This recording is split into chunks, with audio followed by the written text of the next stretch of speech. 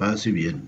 Soy el hermano Jesús María Bezunertea, religioso, sacerdote capuchino, y vamos a seguir esta serie de temas o catequesis evangélicas que quiero compartir con ustedes bajo el título general de Ay de mí si no evangelizo.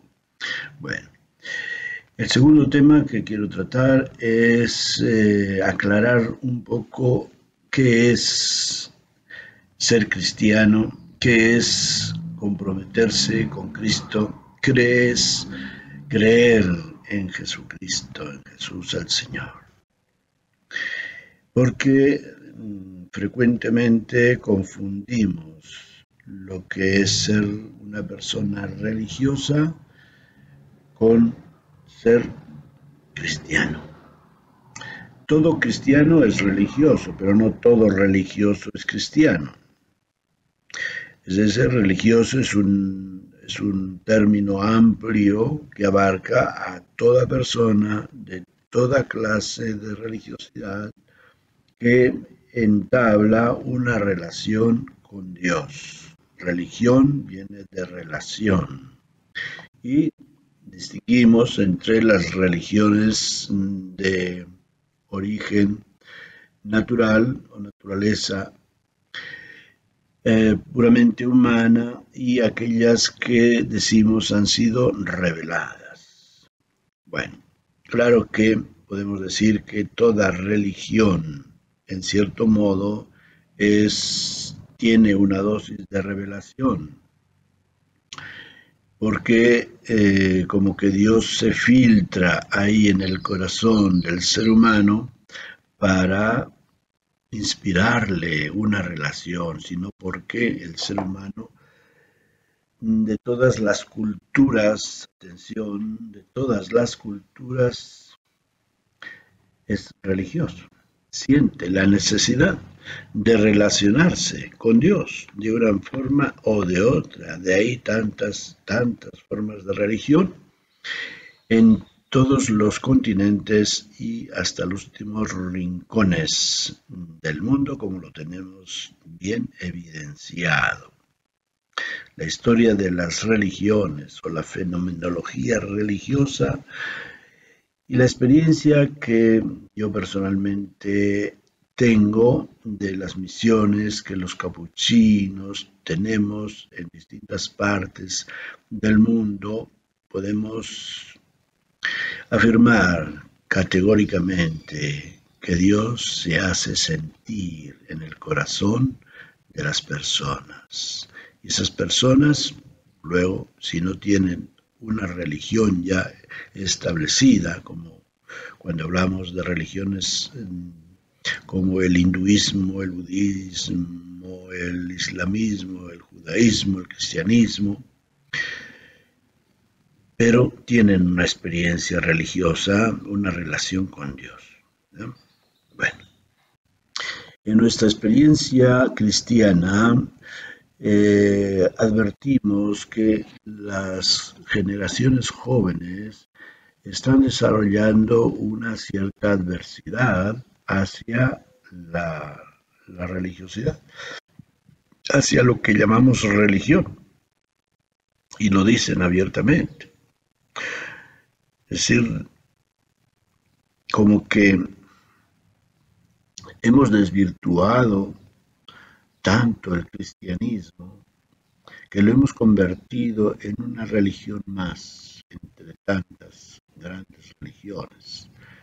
Según la fenomenología religiosa, nosotros decimos que hay tres religiones reveladas, que son el judaísmo, el cristianismo y el islamismo, en ese orden histórico. Y bueno, pues tenemos documentos, obviamente, para nosotros, tanto en el judaísmo como en el cristianismo, pues tenemos la Biblia, que es el testimonio de esa revelación, de esa manifestación, de esa relación que Dios ha establecido con la humanidad a través del llamado pueblo escogido, pueblo de Israel. Bueno, estas cosas a los jóvenes no les dicen mucho.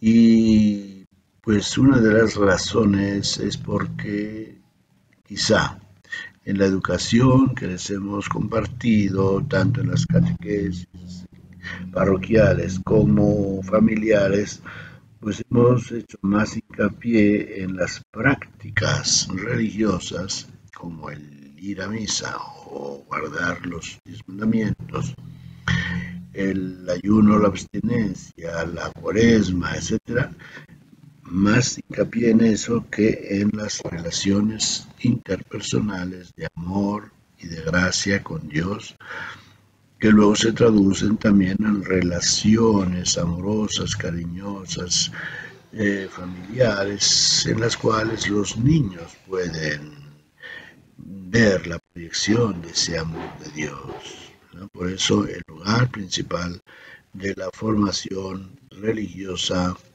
cristiana, en nuestro caso, es la familia, y de eso también tenemos testimonios claros de encuestas que se han hecho en distintos países, concretamente en México.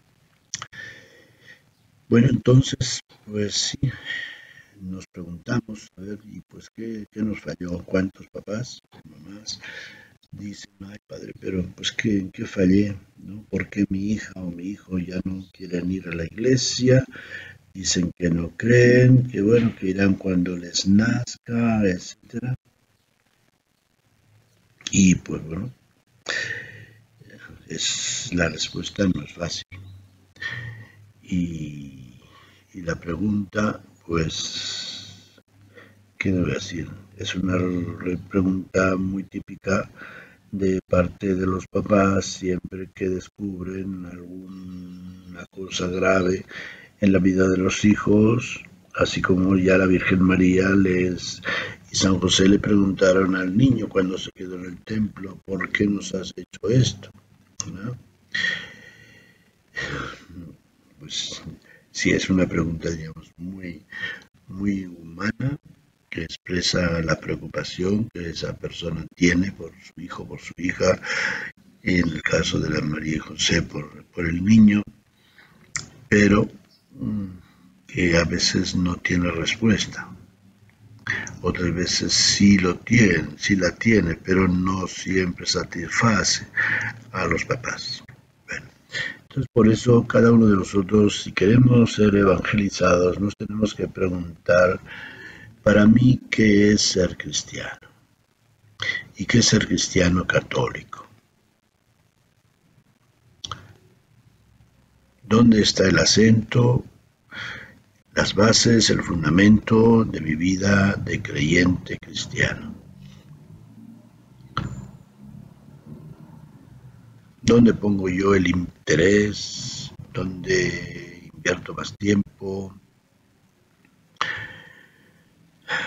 Las prácticas religiosas, por supuesto. Eso para todos los que me escuchan y todas nuestras generaciones mayores de 60 años, por lo menos, lo religioso, las prácticas religiosas son y han sido como el eje y el criterio fundamental para decidir sobre qué tan religiosa es una persona, qué tan cristiana, católica es una persona. A veces escuchamos personas decir, pues es que mi papá, mi abuelito, mi abuelita eran muy católicos, ¿no?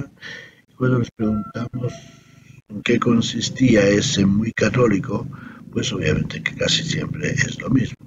Se refiere a que pues no dejaban la misa dominical, que pertenecían a tal o cual grupo parroquial, que practicaban tal o cual otra práctica religiosa, iban de peregrinación a la villa o a la Virgen de San Juan de los Lagos, quién sabe, muchas cosas de ese tipo. Y pues no, queridos hermanos, eso no es lo que constituye a un católico comprometido. Y eso lo veremos, lo veremos. Eh, bueno, lo vamos a ver aquí en este rato de plática, que es lo que Jesús nos dejó como distintivo de nuestra vida cristiana. Si nos dejó como algún mandamiento donde nos diga ir a misa los domingos, confesarse una vez al mes. O sea, a veces confundimos los mandamientos de la Iglesia con los mandamientos de Dios o con los mandamientos de Jesucristo, porque si ustedes leen el capítulo 5 del Evangelio de San Mateo, verán cómo hay una serie de referencias, en 6 cosas por lo menos, o 6 ocasiones donde Jesús dice: a ustedes les dijeron tal cosa, les enseñaron esto, pero yo les digo tal otra, les enseño esto. Entonces Jesucristo sí ciertamente que aprovecha, como no, la riqueza religiosa del judaísmo al que él pertenece.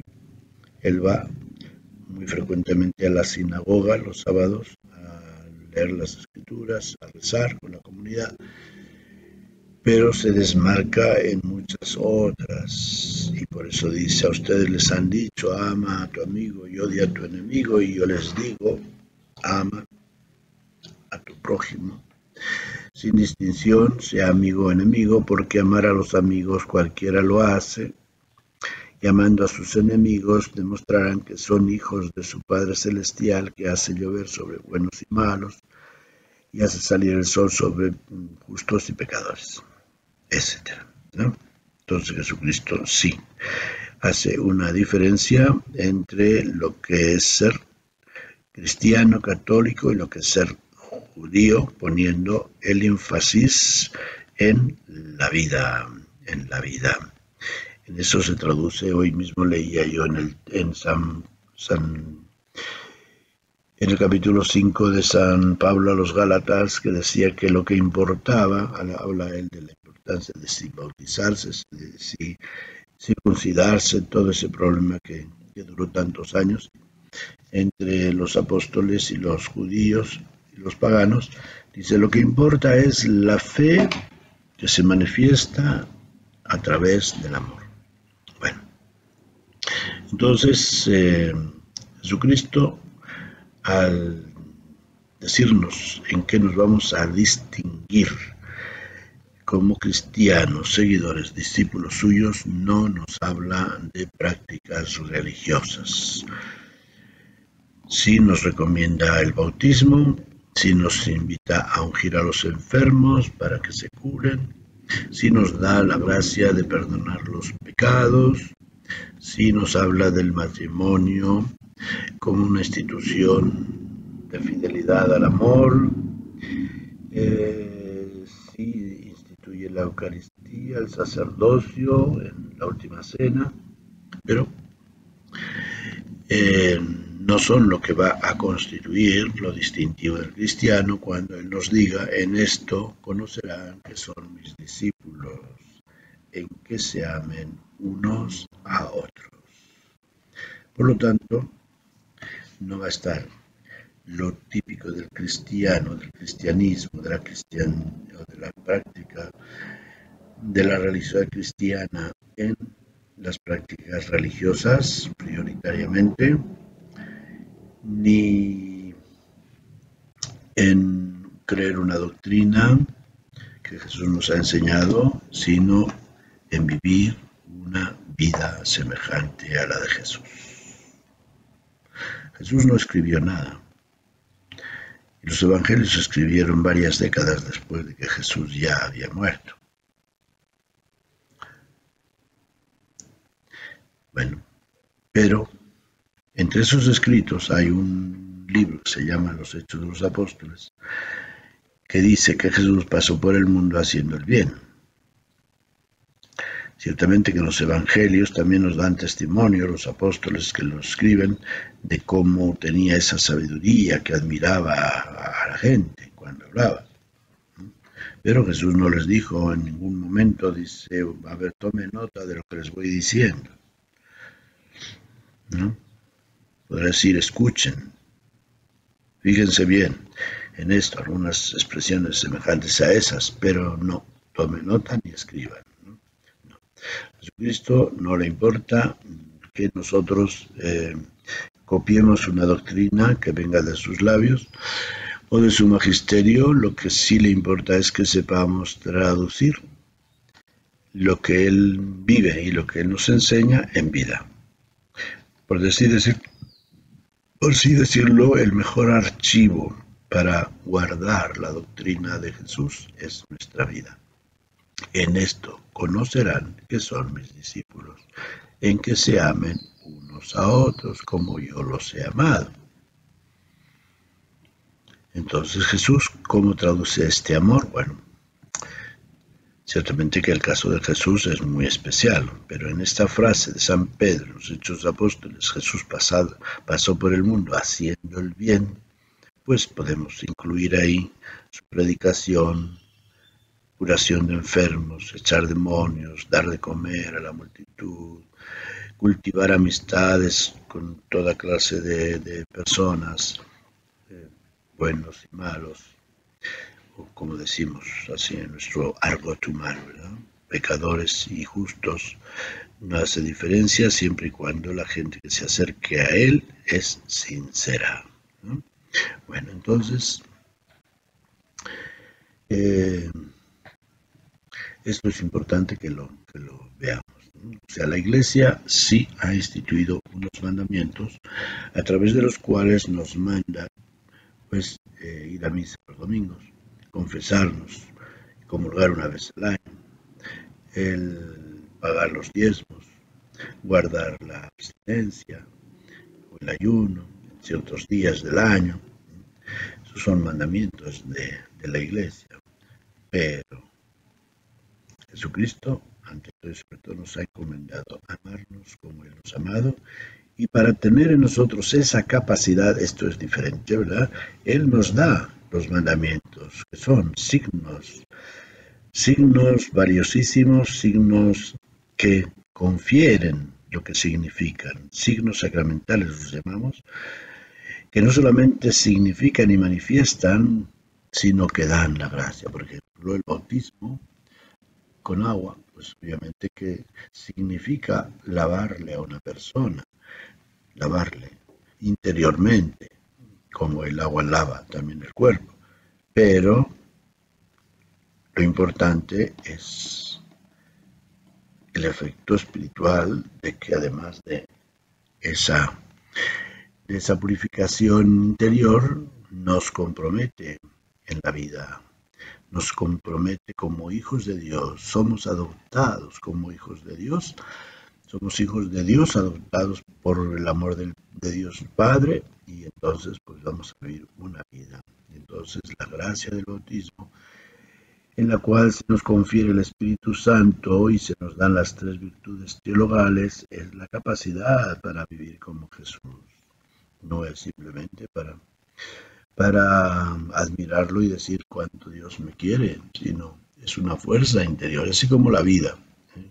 Cuando un niño nace, pues es un niño que pues, poco puede hacer, más que llorar y dormir y necesitar de los cuidados de su mamá, etc. Ya va creciendo, irá a la escuela y hará quehaceres en la casa, etc. Y así sucesivamente. Bueno, también nosotros pues obviamente que a medida que vamos creciendo en edad, en años, viviendo la vida como cristianos, los sacramentos van a desarrollar en nosotros virtudes que nos identifiquen con Cristo. Virtudes que nos hagan maduros en la fe, de tal manera que, como dice San Pablo, podamos reproducir la imagen de Jesús. La fe, la esperanza y la caridad son 3 virtudes que las tenemos poco desarrolladas y diríamos inclusive poco conocidas. La importancia que tiene la fe, creer en Dios, Padre, Hijo y Espíritu Santo. La esperanza, que nos da fuerza y alas para hacer el camino de Jesús en su seguimiento. Y la caridad, que nos asemeja como hijos de Dios, que nos identifica como hijos de Dios porque Dios es amor. Y nos identifica también como discípulo de Jesús, porque él, además de pasar haciendo el bien, sirviendo a los necesitados, enfermos, hambrientos, etcétera, proclamando la buena nueva, luego al final da su vida por nuestra causa, da su vida en obediencia, con la cual nos regenera, nos salva, como decimos comúnmente, nos redime de la rebeldía del pecado, que llamamos original, y nos constituye hijos de Dios. Bueno, entonces, traduciendo esto o recordando algunas palabras de Jesús, vamos a ver cómo Jesús centra la atención de nosotros en la vida. Ya hemos citado lo de ámense como yo los he amado. También Él nos dice que Él ha venido a servir y no a ser servido, y que así como Él, también nosotros hemos de hacerlo, que nos ha dado ejemplo cuando lava los pies de los apóstoles. Dice, si yo siendo el Señor les he lavado los pies a ustedes, ustedes también deben lavarse, deben servirse unos a otros. Nos llama con los apóstoles a ser pescadores de hombres, es decir, a ser evangelizadores, a buscar la oveja perdida, porque esto no es solamente responsabilidad de los sacerdotes, sino de todo cristiano que está llamado a ser discípulo de Jesús y testigo suyo, testigo de palabra y de obra, testigo de su amor, ¿cómo? Pues amando, sirviendo. Luego nos dice Jesús, sean misericordiosos como el Padre es misericordioso. Y nos pone como ejemplo al buen samaritano, un amor gratuito e incondicional y sin límites, ¿verdad? De este hombre, de este buen samaritano que auxilia a un judío que ha caído en manos de los ladrones.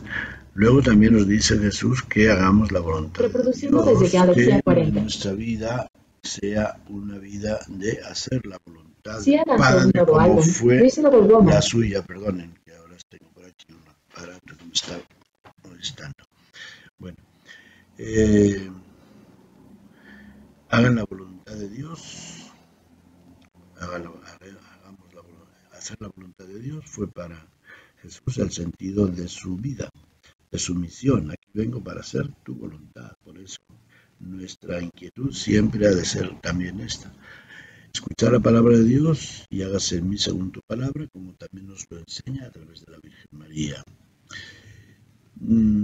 Jesús nos habla también de que hemos de saber traducir nuestra fe en obras, y al respecto pues tenemos el texto de Mateo capítulo 7, donde pues hablando de cómo hemos de construir nuestra casa sobre la roca, pues también nos dice que no basta.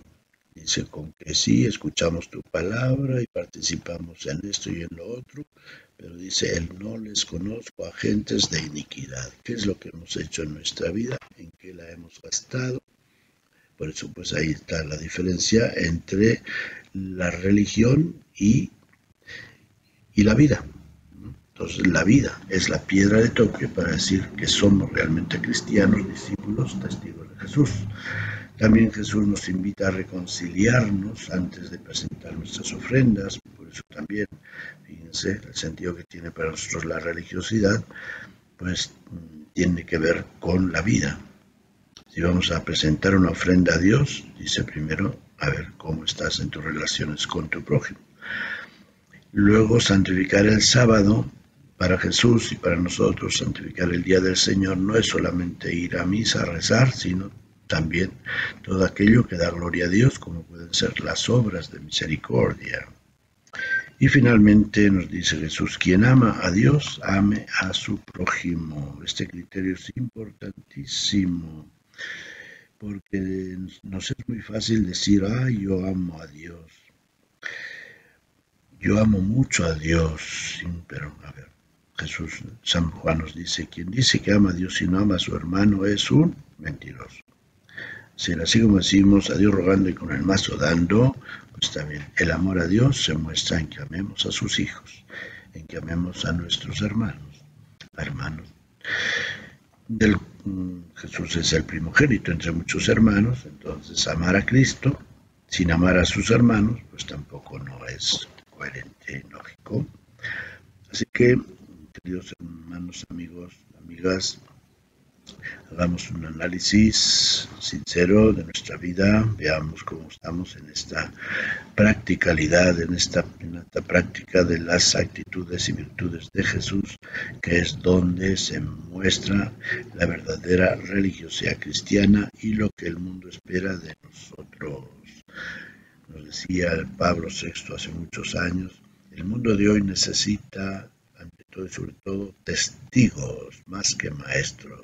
Si escucha a los maestros es porque son testigos de lo que enseñan. Ojalá pues que nosotros también, sobre todo los mayores que nos gusta o sentimos la necesidad de dar consejos y a veces regañadas también a los jóvenes o a los niños, pues pongamos por delante nuestro ejemplo, que puedan también admirar nuestros ejemplos para que sean esos los que les muevan, a seguir en la experiencia de Jesús, ¿no? Nuestra vida entregada totalmente al amor, al servicio, una vida de perdón, de misericordia, de reconciliación, todo eso va a ser el mejor testimonio para que las generaciones jóvenes digan sí merece la pena vivir una vida así, merece la pena creer en un Dios que nos inspira y que nos ayuda a amarnos, a crear comunidad, a servirnos mutuamente y a hacer la vida feliz de los unos para los otros. Pues que el Señor nos inspire, ojalá pues pídanse al Señor su luz para que ustedes se conozcan bastante bien o mejor y así puedan hacer un compromiso de seguir a Jesús en este camino de una vida semejante a la suya. Paz y bien.